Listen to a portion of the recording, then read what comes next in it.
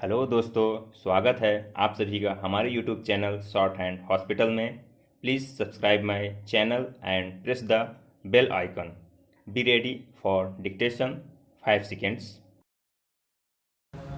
Start. महोदय, तो क्या आपस के छोटे मोटे झगड़ों के लिए हम डंडे और पत्थरों का उपयोग करेंगे और एक दूसरे की भावना, उनकी प्रसन्नता और उनके विचारों का ध्यान नहीं रखेंगे? मैं जानता हूँ कि जिस समय इस योजना के विषय में विचार हो रहा था और रुपए पैसे की कमी के कारण कुछ लोगों को इस बात का संदेह था कि इसको किया जाए या नहीं, उस समय राजस्थान और मध्य भारत ने करोड़ों रुपए जमा करके अपना उत्साह प्रदर्शित किया।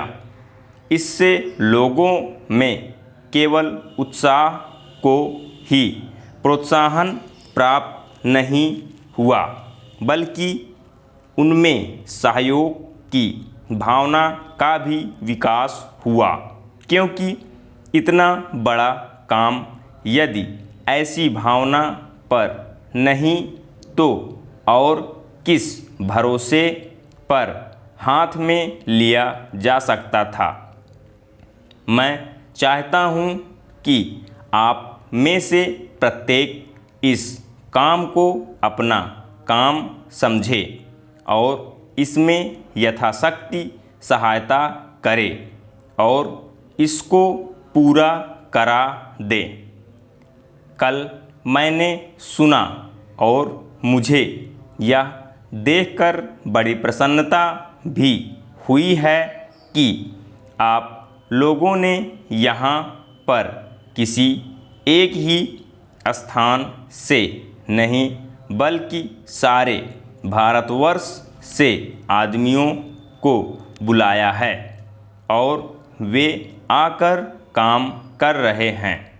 बहुधा ऐसा होता है कि ऊंचे ऊंचे पदों पर बड़े बड़े अधिकारी दूर दूर से आते हैं, पर जो काम कठिन समझा जाता है उसको स्थानीय लोग ही करते हैं।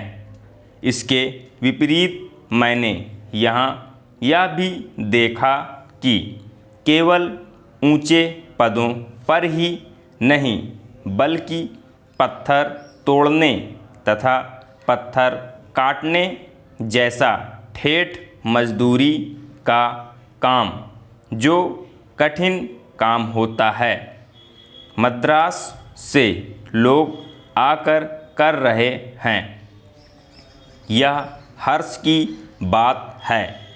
वे तो मजदूरी के लिए ही आए हैं, परंतु इतनी दूर से आने जाने में उनको सारे देश का ज्ञान हो जाएगा और जितने दिन वे यहाँ रहेंगे उनका यहाँ के लोगों से प्रेम और संपर्क पैदा हो जाएगा, जो सारे देश के लिए अत्यंत आवश्यक है।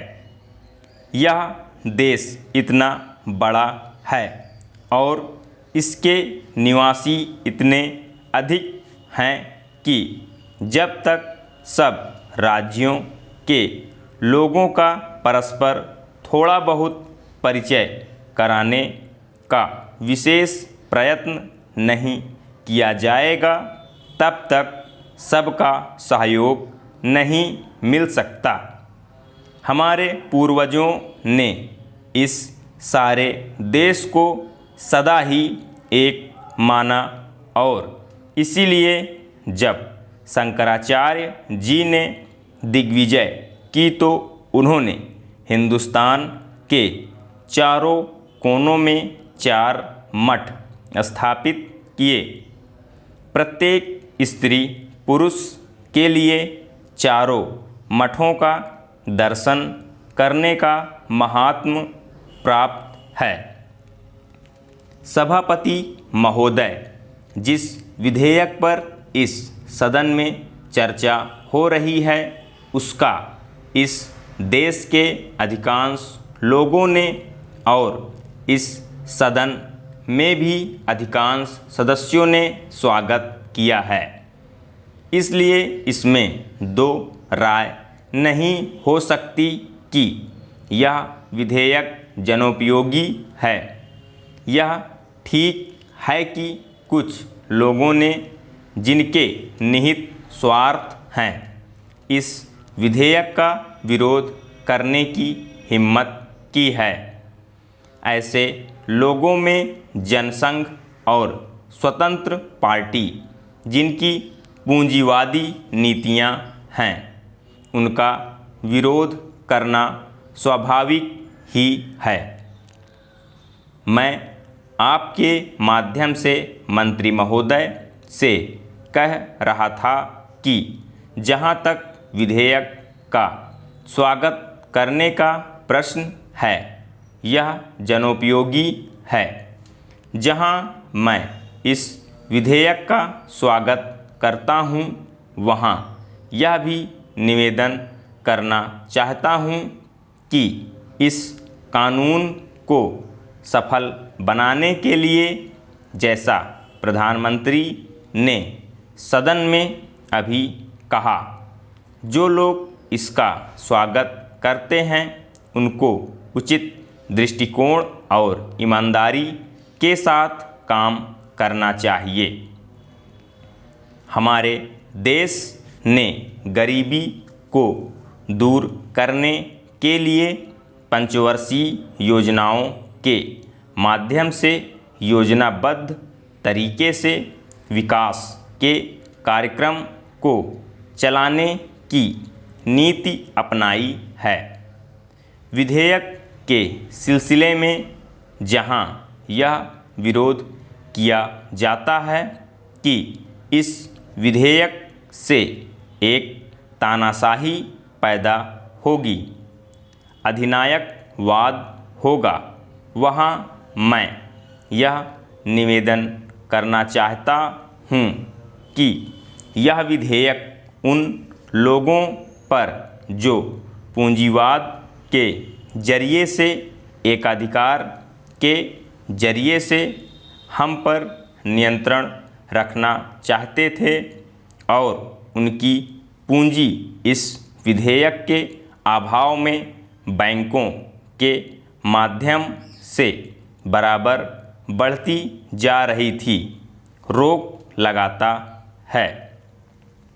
उनकी नीतियों का परिणाम यह हुआ कि देश के चंद लोगों की पूंजी, जो इन बैंकों के स्वामी थे, अत्यधिक बढ़ गई। हमें मालूम है कि स्वतंत्रता के बाद देश में बिड़ला और टाटा की पूंजी किस प्रकार से कई गुनी बढ़ गई है। इसलिए कांग्रेस पर यह आरोप लगाया जाता रहा है कि उसके राज्य में मालदारों की मालदारी बराबर बढ़ती गई है। इसको कम करने के लिए कांग्रेस के निर्णय के अनुसार यह कदम उठाया गया। यह कदम स्वागत योग्य है, लेकिन जहां इस कदम का स्वागत करने की बात है, वहां इस बात की आवश्यकता भी है कि यह विधेयक खाली कागजों में ही न बना रह जाए। आज के ज़माने में हमारे शासन में जिस तरह से नौकरशाही का बोलबाला चला आ रहा है, जिसको यह सरकार समाप्त नहीं कर सकी है।